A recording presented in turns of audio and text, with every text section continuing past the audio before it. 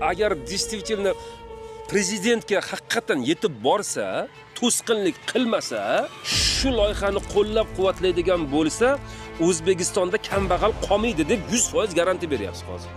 To'g'rimi? Tushunishimga qaraganda hozir necha milliard haqida gapiryapsizki, bu loyihangizni Amerika sotib olmoqchi, Qozog'iston sotib olmoqchi, to'g'rimi? Lekin bu inson fidoyilik qilib O'zbekistonda kelajagi uchun mana shu loyihani o'zimizga bermoqchi bo'lyaptilar. Angliyalar, Germaniyalar, Yaponiyalar. Stol hech nima yo'q. Odamlar ishchilar shunda kiradi, o'tiradi, bu chiqib ketadi. Eng zo'ri kommunal to'lovlar tekin, suv, svet tekin xalq uchun. Xalq uchun. Studentlar uchun yo'llar tekin. Bu dunyoga tanilar ekan O'zbekiston.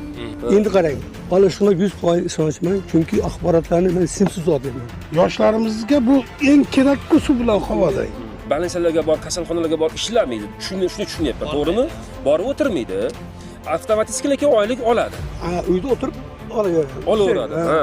Dunyoda yarataman deb harakat qilib yurgan olimlarni akamiz yaratib qo'ygan.